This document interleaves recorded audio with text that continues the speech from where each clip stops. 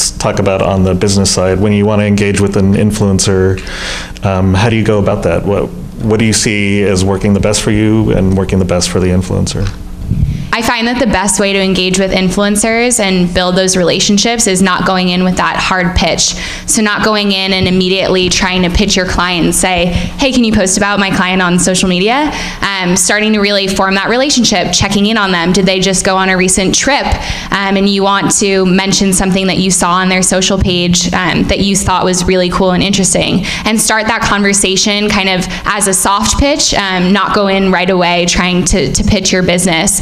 Because these people are people, so they're not like celebrities that you can't approach. If you're pitching them, you should be trying to form a long-term partnership with them rather than just get a placement once. How about on the B2B side? I think one of the biggest challenges that brands and companies, at least when I'm approached, when people want to work on this, they'll come and they'll say, okay, we have this budget, and what are the, what will the results be in 3 months? What will the results be in a month? And I always like to say, this is relationship building and it's not CPC. So you can't give me $5,000 budget and then in a month, oh, you've got this many conversions. That's not the way this works. So I totally agree that people need to have realistic expectations. Your budget's going to be super front loaded. So expect to spend a lot of money and time and resources in the beginning and not get monetary results right away. It's a slow build, it's relationship building. So I spend the majority of my time in the beginning researching, kind of like online stalking the people that you want to work with and figuring out who you want to work with. It's not always obvious. Sometimes there are influencers who are just under the radar and they're just about to hit. Those are the people you really want to be working with. It's like kind of find those people, build real relationships with them, and always in that first outreach, I always, I like to do the same thing. What can I offer them? Because no one cares about what you want to do more than you, and that's the same for them. So shouldn't even really be partnering or going up to people who can't get value from you as well. And beyond monetary, sure, you can pay them, but is it going to make sense for their brand to be working with you? What are really good examples of companies that want to work with you? How do they approach you? How do they engage with you? And in your thought process, what makes you say, hey, I want to work with this brand versus, nah, they're just throwing money at me, I'm just another name? There's a lot of brands that try to reach out and, for example, give us probably like a year's supply of a certain product. But what stops a stylist, I think it would stop any business to do any business with them, is they try to say, you can only use this brand. You can't use other brands. And with me, it's like, for example, the iPhone 7 just came out. They're already waiting for the 8. So you have to be a step ahead, always. And for me, for brands like that, is when people, like as influencers, we say, no thank you. Because at the end of the day, it's like, so you're only worth a year's supply to post for them? Wow. Yeah. Yeah, I'm going back to some of the notes here where you mention getting paid what you're worth. Mm-hmm. And that's an interesting question that comes up on the business side, is like trying to figure out that fine, or that sweet spot between the two, between the two tensions of a company, obviously trying to manage their budgets, but then also making sure that they're taking care of the influencer. What is that, are there any points or things that companies should think about in terms of finding that sweet spot? How do you usually get there and find that space where it makes sense for both of you? It's kind of like you have to show them what you're worth. You have to show them what you're going to provide for them as in return, so they know what they're getting. I think one thing for brands and companies to understand, when you're working with an influencer, it's almost better to stop thinking about, in my opinion, like, what is this worth? And more like, an influencer is really another part of your content marketing team. So if you hired a full-time content marketer to come onto your team and add value and develop content and be, working on strategy and promoting you, what are you paying them? Well, you're certainly not paying them a year's supply of hair product. Like, that's not how, we get paid.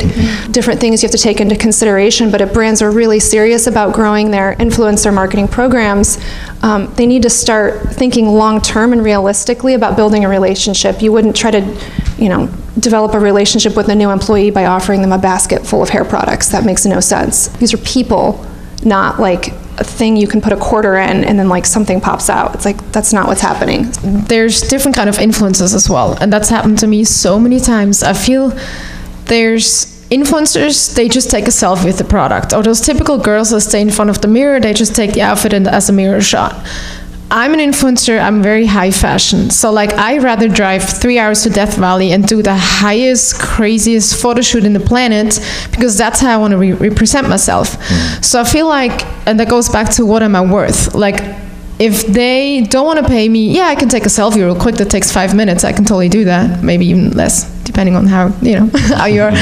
Or I can say, listen, I'm doing real photo shoots. I have a team with me. We have the most expensive camera equipment. I'm just not using my phone and take a selfie in the mirror. So I feel as an influencer, it's very, and it depends on your media kit. It depends on everything that you're sending the brands. How do you present yourself? And I've been offended so many times by brands.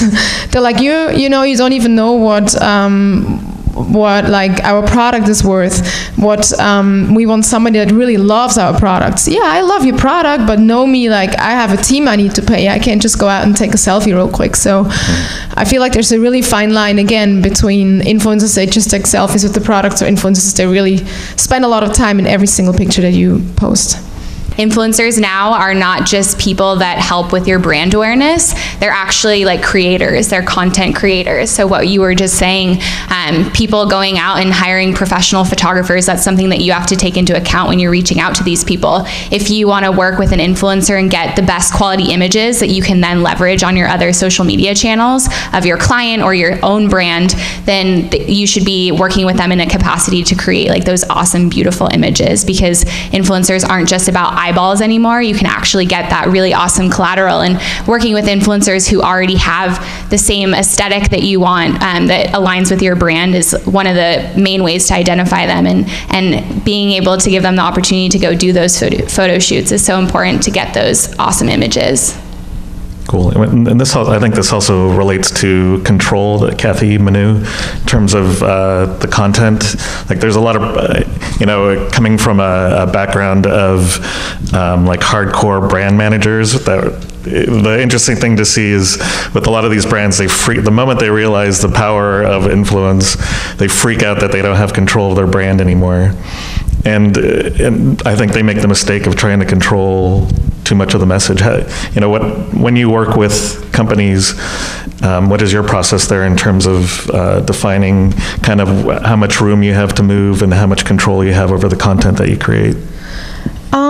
I think it depends on each company. I mean, some companies, like cell phone cases and stuff like that, it's a very common shot, versus if you have a clothing company, I mean, you want to match their theme, whatever they already have on their theme, but also you want to give your own taste. And I feel like I'm an extreme influencer in that point, because I know exactly what I'm doing. Like, I know exactly this is what I want to do. And if people are like, we just want you to take a picture in front of a white wall, I'm saying, yes, but that's not me. So I feel like you have to be strong as an influencer and follow your theme. Like, you can't just do whatever companies want you to do. If that's the case, either you find a middle way, or you just say, listen, this is not meant to be. A lot of companies, they basically will you in, and they want you to do it, like she says, to make it their way, instead of having your own identity or whatnot, and basically telling you what to do, versus they contacted you in the beginning for a reason, and now they're trying to change your reason to their brand. And I think it also depends. There's companies out there, they may be very brand new, so I also want to help and say, hey, listen, we can also do a full collection shoot for you, which is like they can use their picture for their website, which is a whole different shoot than if you have like Daniel Wellington. They have, 3,000 pictures already posted. So it's like newer companies, I feel like you have to give more of yourself in it, because it's a real photo shoot, versus other companies, they don't need those pictures. They literally just need to help promoting it. So that's a difference as well. I know the brands are constantly in search of, but do you, as an influencer, Kathy or Manu, do you go out and try to find companies you want to work with? Do you approach companies yourself, or is it mostly? Yes, a lot. Yeah. I'm a hustler. I'm sometimes home and I send 200 emails a day. Yeah, I'm literally on it. How are you finding them? Are there just brands you like? Stalking other people. Yeah. You stalk other influencers, and you just do the work yourself. If they're not coming to you, you go to them. That's how you make your money. How are you finding influencers? Well, our strategy is a little bit unique at Power Digital just because it's cross-departmental. So outreach is kind of on the PR side of things. So if you're thinking about working with bloggers or working with influencers, it's kind of a PR tactic. But we also kind of couple that with our social strategy, since our social media team is already living in the social accounts of all of our clients. So the social team is really working on kind of building that database of hundreds and thousands of influencers divided by niche. So you can go in and actually look them up manually, doing hashtag research, doing some serious stalking, figuring out, does this aesthetic match the aesthetic of our nail client who wants this exact persona. So doing a lot of manual research in that sense, but then just building upon our database and figuring out whose feed matches what our client's feed looks like, because we don't want to be controlling. We don't want to pitch them and say, this is exactly what your photo needs to look like. So what you were saying, that would be such a pet peeve of mine too. If someone was trying to come in and control my content, I would not like that. So we definitely try to give that creative liberty, just defining certain messaging points. Hey, feel free to include this, but not necessary. But definitely the picture aspect of it, we leave all up to the influencers. And then on the B2B side, as far as research, my absolute favorite tool of all time is Affinio. It's definitely not cheap, so your client needs budget, but Affinio is the Mac Daddy of stalking. Affinio goes out and you can put in like keywords, you can put in things you're looking for, and it basically starts, it does visual data, and there's also, like, you can flip it. If you're like a hard number person, you can look at it from the number side, but it maps out tribes of people. Within those tribes, there are sub-tribes and there are affinities between those tribes. So you may want to know more about who is engaging with or who is really interested in TED Talks, and you look at social interactions on Twitter or Facebook for TED Talks. And then within that, you may find there's a group of physicists. And then you start looking more into that group and you find out, oh my gosh, there's like 5 sub-tribes, and randomly they're all into this like Japanese snowboarder. And you're like, what? Like, what is going on? So when you start to find that stuff, you either have found like a bot and you figured out people are like, you find like the fake accounts, or you find out, wow, there's really all these physicists that are super into the Japanese snowboarder, and they're somehow tied to TED. And then you start going down the paths, looking at their blogs, seeing the events they attend, and you realize there's a real affinity there that can be capitalized that is not obvious, it's not at the surface. And the biggest players with the biggest budgets may not have already noticed that. So you have a chance to go in, make a really unique connection, and show them that you really know them, and then they really want to work with you. So I love Affinio. They do not have a CRM built in. That's basically, you're able to go in. There's another thing for the influencer side with Affinio is that once you identify the groups, you can go in and find out who the mid-tier influencers are for them, and you can export it directly into Twitter. For Twitter ads, you can export into spreadsheets and then go through. And that's actually how I was able to find that print shop in the Northeast. I was going through and I was doing this research, and I found this one company, and I was like, boom, that's it. And when you find it, and then it's pretty much a go from there, because like, oh wow, nobody else has probably found this connection yet. So love Affinio, and then I know tools like Tracker are super helpful as well. Thank you. Yeah, no, for sure, for sure. I know tools like Tracker are super helpful. I'm a big fan of using CRM and tools like that, even if you do choose to continue to build your own proprietary database. So if you're using the HubSpot CRM and customizing that to build your own database, which I know you guys do some of that at Power Digital as well. As influencers, are there any particular tools that you're fond of? What's your daily process in terms of managing those relationships? Is it a spreadsheet? Not really. I mean, I have a list of all the brands that I work with, and what I definitely try to do is to stay in touch with them. So it's like you don't just work once and then you just, all right, I got my product, I got my money, now leave. You comment on their pictures still, you love their stuff, and you try to remain with that relationship that you built, because it takes a while to build a relationship and that trust that you actually get money to do what you do. And then from there, yeah, because you, again, as everybody says here, you want to build a long relationship. You don't just want to do a one-time thing. But I don't really keep tracking if, like, I don't have spreadsheets and stuff. I'm a very very simple person. Yeah, I just stay in touch with them. Yeah, I would agree with her. Stay in touch with them, and not only that, too, other companies will be on their page too, and looking at your feed, and then going on to your page, and then that's how you get more business, because other companies they're always looking. So in terms of where this is all going, it's still kind of the wild, wild west out there is kind of what it feels like with influence. On the business side, I know you're on the PR side. Do you see that boiling over into the rest of the company? Do you see that becoming a bigger marketing initiative for the brands that you're working for, just outside of just PR communications? Where do you see that headed? Yeah, I would say traditionally PR has really been about getting the biggest placement possible, getting that feature on Forbes, and now it's really leaning towards influencer. So the digital space is what I focus on, but even more so, social media has just exploded so much, and that's where the millennials are, and that's where people are advertising now. So really capitalizing on the fact that that's where people are every single day, scrolling through their social media feeds, and although they might not be bottom of the funnel ready to convert, they're definitely in that brand awareness stage. So if you can make a really strong call to action, like offering a discount code that's significant, not just 10% as a client, then you can actually kind of entice that action and ultimately help your bottom line. So that's what we try to do. Is it's hard with more of this brand awareness play for our clients to measure, but it's definitely possible, and you just have to kind of set that client expectation that this isn't a direct response ROI. It does take time, kind of like what you were saying. It's not CPC.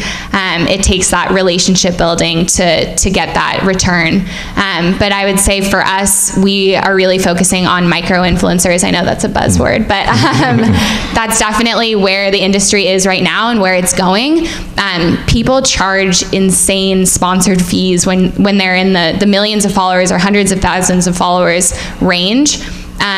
Because they are doing those photo shoots and they have so many brands reaching out to them. So it's understandable, but working with those people that have really highly engaged audiences that might be in that 10,000 to 50,000 follower range, that's really what our sweet spot is.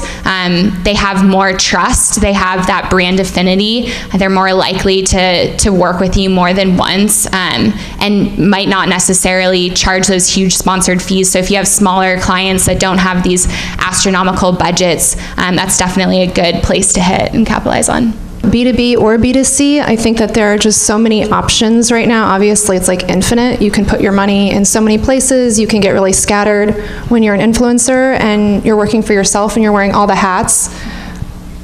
There are like so many things you could possibly be doing that I think it's just the strategy is more important than ever. I think before there was just like, it was like finite, there's radio, television, billboard, and like a newspaper and magazine. Like there were things you could put your money at and you knew where it was going, and now it's just like everywhere, it's scattered. So I think one of the most important things to do when you're starting out, definitely like that foundation and kind of putting blinders on in a way. It's like sit down, set your strategy, and start moving with that, and don't get too pulled off course by like the newest app that pops up or the newest platform or the newest influencer. You have to like sit down, like figure out a strategy, figure out where you're going to put your money, and then just like, foot to the pedal, like hit the gas and just go, and like blinders on, go. And then you can stop, like you can stop for gas and like check out if you're still going in the right way. But if you're just like always looking around, you're not paying attention, it's like you're just scattered and you're not going to get results. I think the number one thing is starting with a strategy, sticking with it, and expecting that you do have to put money into it. You can't just like, this isn't like some fantasy place where you send a couple tweets. It's like there has to be budget behind it. Do you have any examples of companies that you work with that approached you and it was kind of a no-brainer in terms of working with them? You know, are there any examples of companies that you've worked with that you say, hey, this is how I should be approached? They kind of set the standard of the way of working with influencers. Other people should follow the way they work. Yes, I think one of them is Brazilian Bond Builder.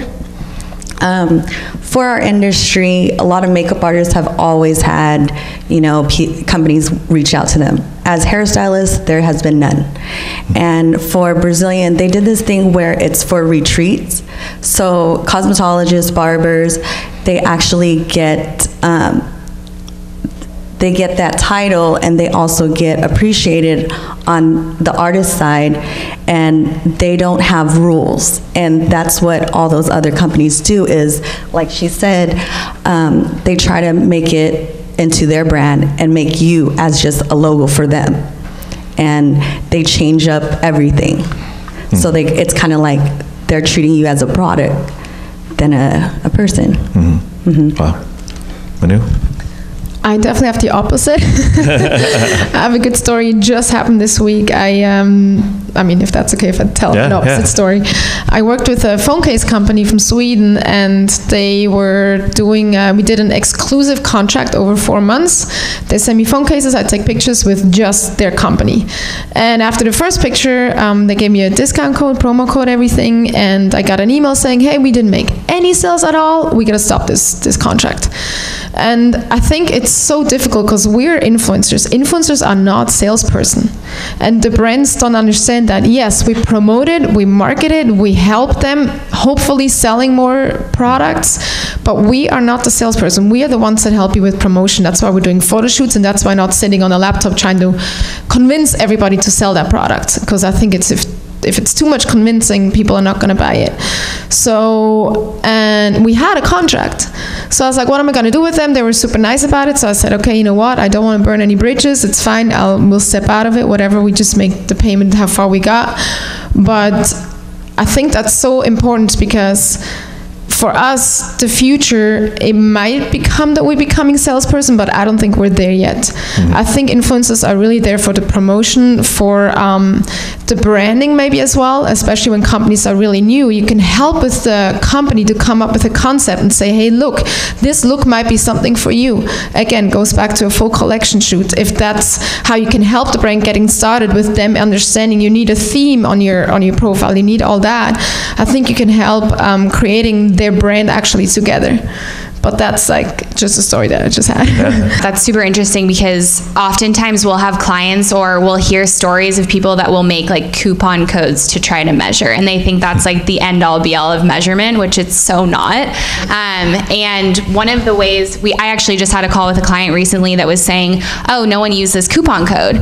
But have you gone into Google Analytics? Have you looked at the direct traffic? Are people more typing in your website and going there directly? Have you seen that uptick? So looking at it more in terms of just not coupon redemption codes or people clicking directly on the link in your client's bio or in your brand's bio, but actually looking at Google Analytics at your website traffic. So is organic search increasing? Are people typing in non-branded or branded search and ending up on your website? Because that can definitely be attributed to your placements on social media as well. Now I have to go home and write another email. Getting new tips. I think you're right too. Like right now, at least a lot of influencers, like you're in the top of the funnel space, and if you're looking for bottom of funnel conversions, like you're just barking up the wrong tree. Now, if you start to build that relationship and the relationship is going good, you know, at first it may be you, taking photographs or doing the photo shoots with the phone cases. It starts that way. If the brand had trust in the relationship they had started with you, and if they had a realistic expectation, they'd let that go through. And then maybe the next step, if things are going well, is you do move more into a middle of funnel, relationship, where maybe at that point they're having you on the blog. And then maybe, the next they have an event and you're there speaking, and you're actually, like they can move you can move influencers into different positions in your funnel as the relationship grows, but it's a slow burn. It's not a one-night stand, it's a real relationship with courtship. So that needs to be the expectation. And again, I don't think anyone's doing it on purpose. I think it's just the old marketing model of like, And back in the day when there was like no control over like Google or ads, it's like you can just throw money at it and like get this, you can kind of buy a bunch of, sometimes they were real clicks, sometimes they weren't, but like you can buy a bunch of traffic overnight. It's like I put $5,000 in this account and then the next day there's this result. Well, this is a totally different thing. And as consumers get smarter, as we all get like more, not even smarter, it's like we're savvier, we understand what's going on, we all start to use the technology more, we're not going to get played the way we were before. It's like we're kind of maturing, the technology has to mature, and then the strategies have to mature. And I think that a lot of brands would do well, B2B or consumer would do well to sit down with consumers, because they're now your buyer personas, and have conversations and figure out like what works, what doesn't, what their expectations are, what your expectations are. And this is the Authentic Marketing Conference. So how do we maintain that authenticity out there? You know, people are blocking banner ads, people are actively fast forwarding through TV ads, and now people are becoming more and more aware of influence, right? And the impact, and that people are getting paid, or paid a lot of money in some cases. How do you maintain that balance on being real versus being seen as just, you know, pushing at another ad?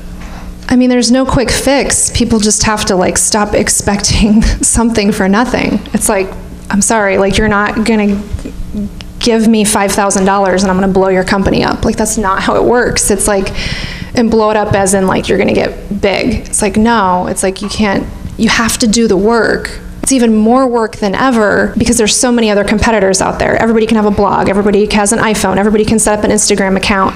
Anybody can go down to the garment district and start a clothing line with not that much money, you know what I mean? Like you can go down and find somebody and like get stuff moving, have some hot friends, take some pictures, get lucky. Like you can start to do this stuff. Like you can get lucky a couple times, or you can, you know, that can happen. But the people that are willing to, like the people that have the attention span and the ability to like have discipline and follow through, like those are the people that are going to be successful. So there's no quick trick. You're either authentic or you're not. You're either trying to go in and make a quick buck, or trying, you know, you're not willing to do the work. It's not going to happen. And it is frustrating. I definitely get frustrated with it. Just seeing people throw money at a problem and think it can go away. And I think it's just more indicative of society right now, what's happening. I think the people that will find success are the people who understand that it doesn't have to be hard work. You know, you can work smart, but you have to be in it for the long haul, and you can't expect just magical results overnight. Whether you throw money at it or not, or you get lucky, it's sustainable. It's authentic. Being authentic is like a relationship. It's not, you know, texting somebody once a week and like we're dating. No, you're not. You're like texting once a week.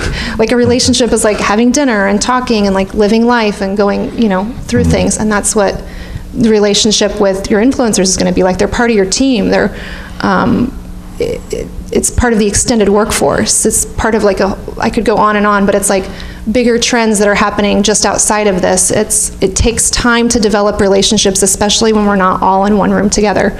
So when you have an extended team and they're all over the world, you've got to take that time and effort. Yeah, I think the most successful campaigns are when the influencers that you're working with are perfectly aligned with your brand. So recently I saw, if any of you guys follow like LA foodies on Instagram, there's one, Rachel's Good Eats, I'll give her a name drop there.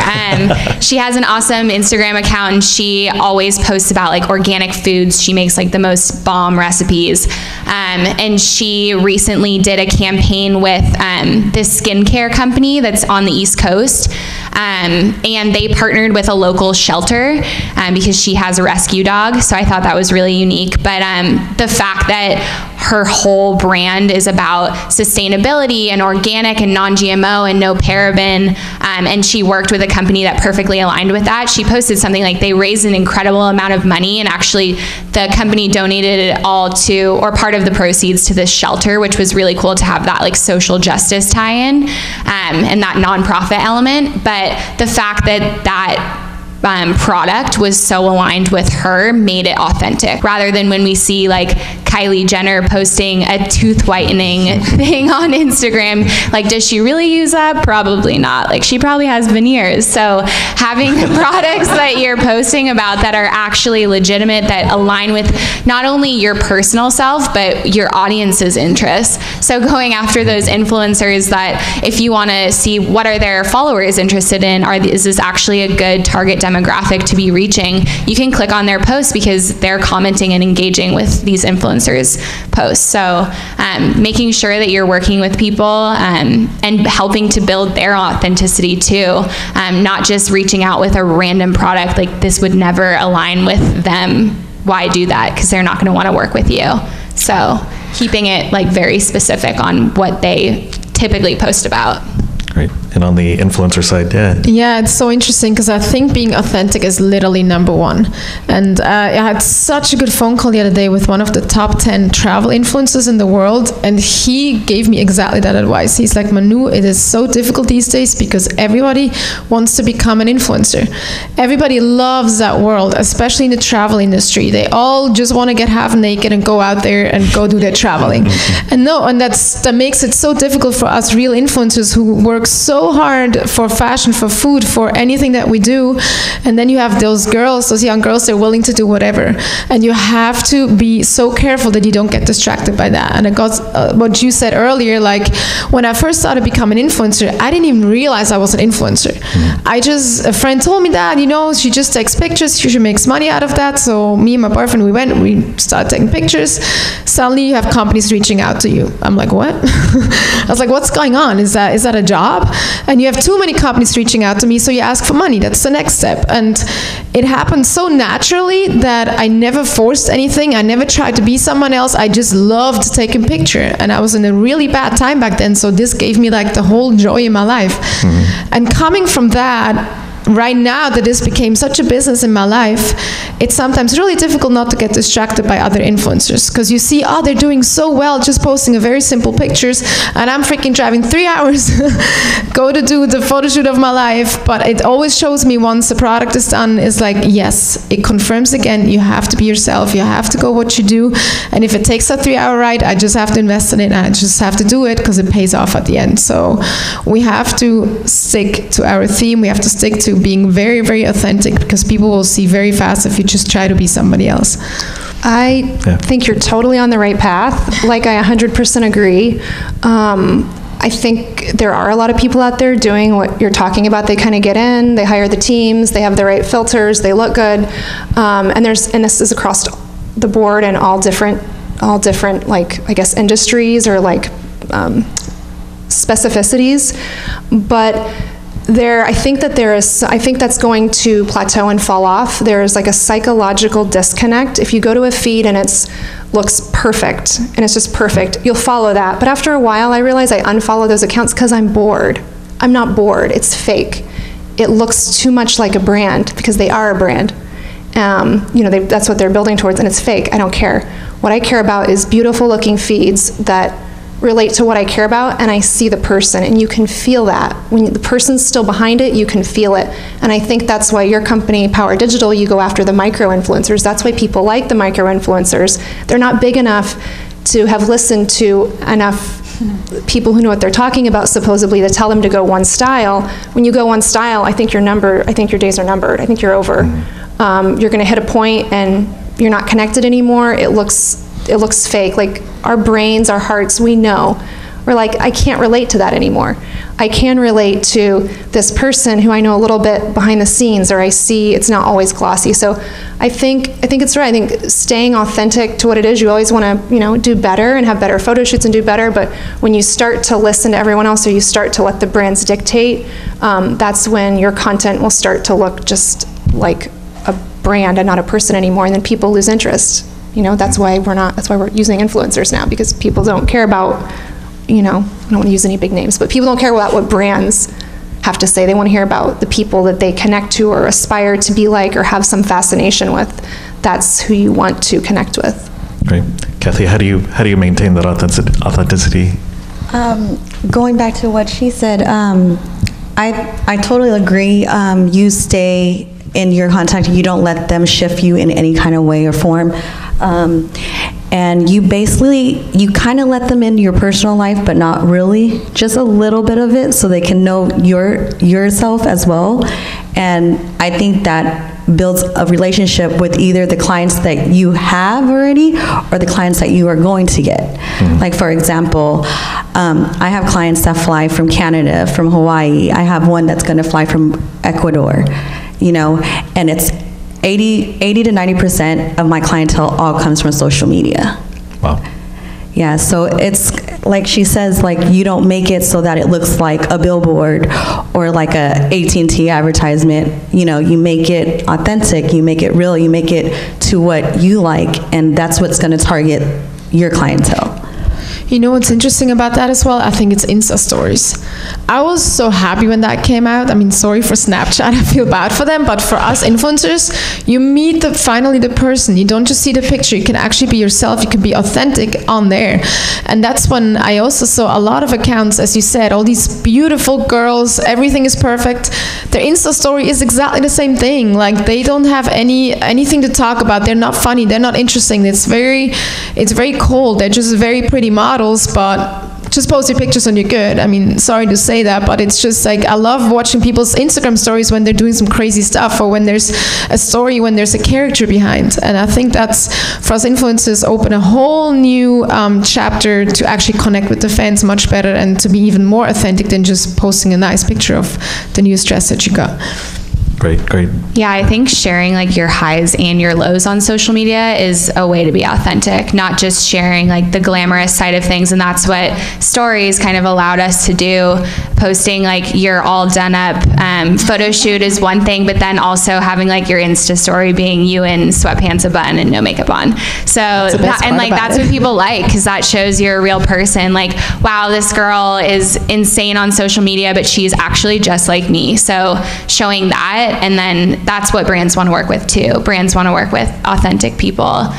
So I'd be like more inclined as a PR person to reach out to someone who has more diversity on their feed and shares kind of more snippets and personal information about them, and has a personality and is funny and isn't just like a pretty face. So that's definitely important. Great. And I think knowing what platforms to do that onto is so important. I recently was thinking about and talking about different platforms have like different I think allowances, or there's different leeway for what type of how much emotion you can share on a platform.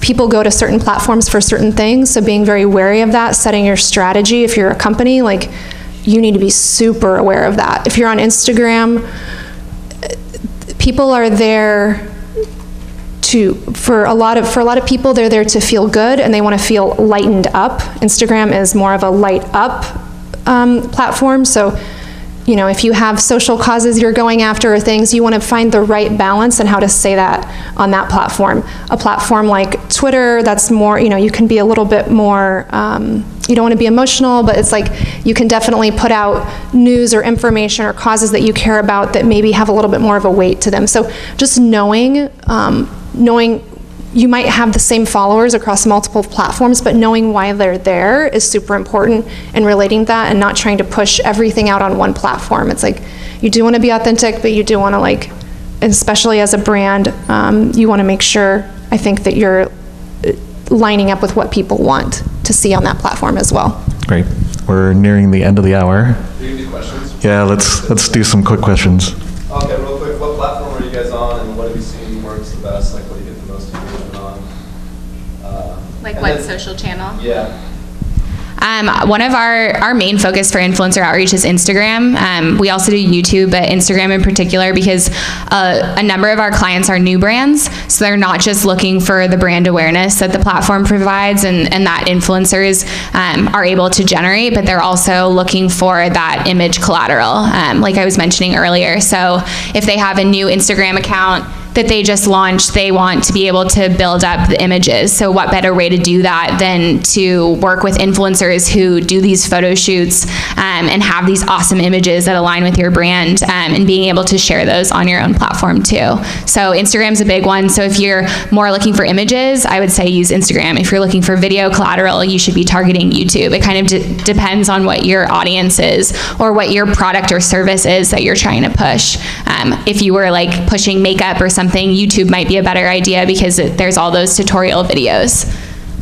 For B2B, definitely Twitter and LinkedIn. Like a ton of the outreach that we would do on behalf of our clients, straight up just through LinkedIn. So not kind of skipping email, because you are there's a high chance you're going to get deleted, especially if you're going after people that are used to getting more emails. So, LinkedIn and Twitter for sure on the B2B side of things.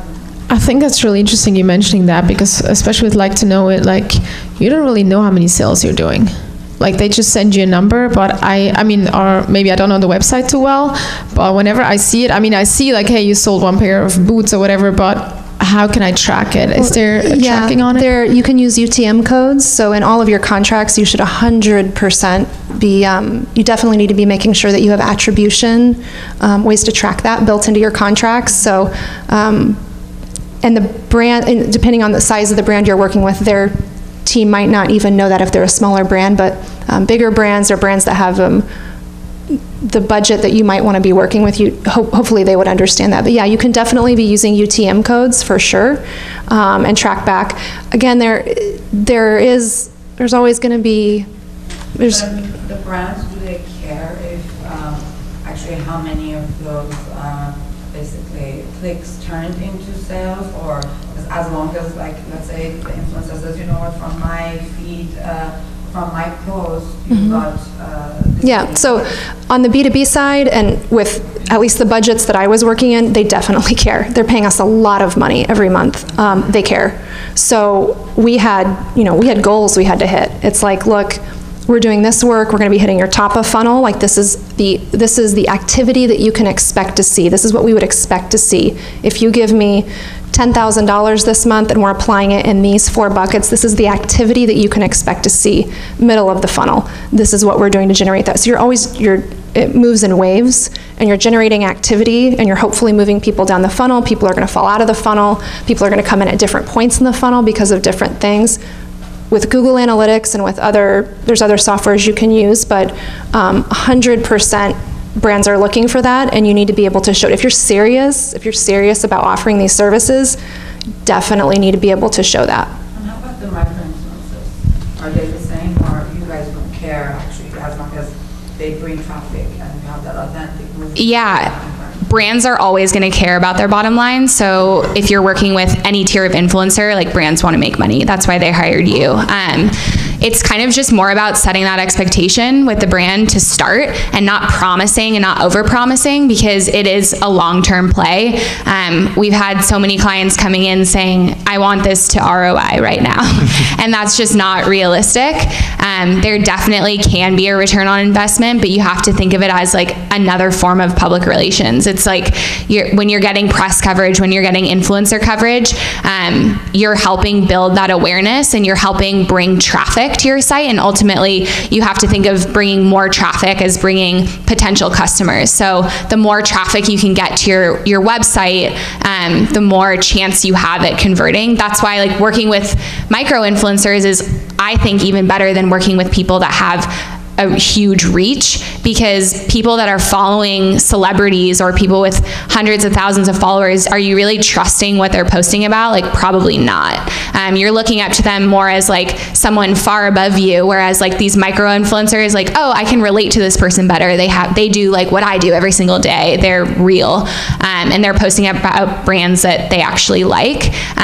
So in terms of like driving conversion, I think micro influencers are better at doing that, because their audience audiences are more engaged, and they're also engaged with their audience. So if you're an influencer who comments back to people, doesn't just let all of the like comments accrue on one post, that's more of like an authentic person, because they're actually taking the time to form relationships with their followers, instead of people that have so many followers that how can you even keep up with the comments, and then how can you keep up with like the number of sponsored posts. So some people, like on Twitter, obviously Twitter is a little different because you can post 100 tweets in a day, but on Instagram, if you're posting 10 times in a day, your client or brand could be like lost amidst the noise. So working with people that really only post like once or twice a day is like that sweet spot that you want to hit, because you won't get kind of lost in the noise.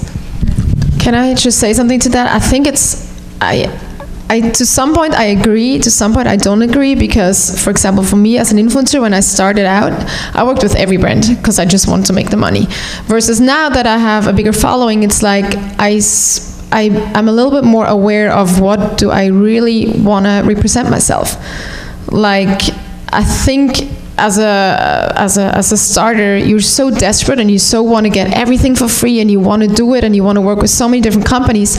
I feel like you're more willing to just work with everybody and just represent any kind of product, versus when you have a bigger following, it's like, okay, this is really me. I really want to represent that, but I make more money with posting just one thing than having 10 companies and I make less money. Does that make sense?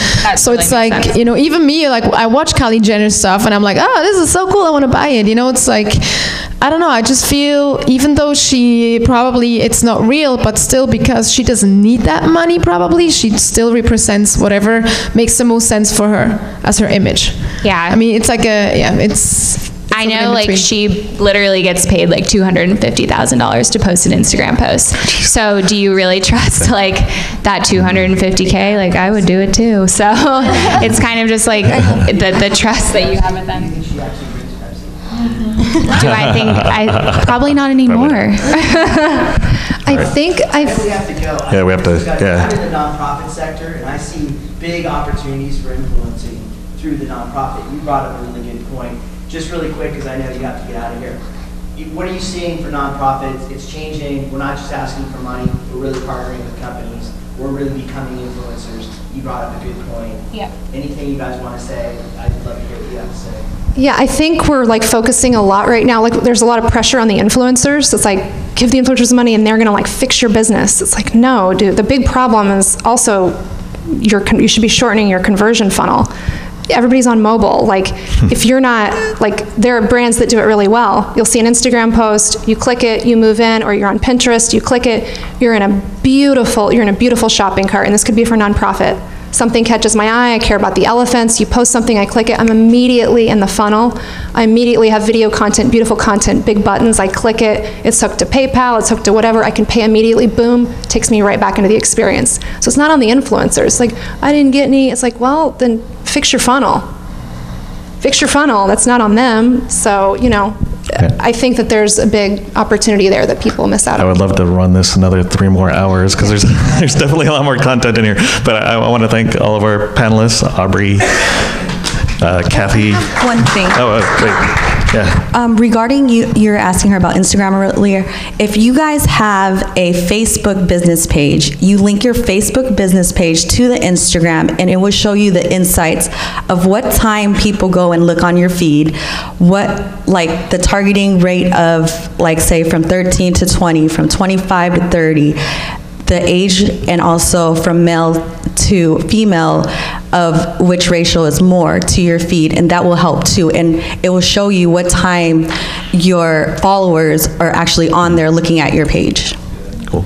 Yeah, I wasn't asking just about Instagram though, but other platforms too, like Facebook or Pinterest, or anyone use Snapchat, and then the engagement, is it different in different countries, this type of thing? What product or service? What product or service? Instagram, no, what product or service are you selling? Or anti-aging product. Anti-aging product, so consumer, yeah. Well, like what I was saying, I mean, you can use whatever platform works best for the product that you're trying to promote, but like we've seen the most success with Instagram. And then, the good thing about YouTube is that there's more than one linking opportunity. In Instagram, you can only link in your bio, so that's like a hard way to track. Pinterest converts. And Pinterest is Pinterest good too. converts super high. So I would definitely be looking into Pinterest more. The problem with Snapchat, as you know, is that it's gone in 24 hours. So I don't necessarily see that as like the greatest bang for your buck. Cool. Instagram, baby. All right. I'm getting the hook now, so we have to wrap things up. All about the Instagram. Thanks, Aubrey. Thanks, Manu. Thanks, Kathy. Thanks, Samantha. Thank awesome you. conversation. Thank Thanks, you. everyone. Thank you for having us.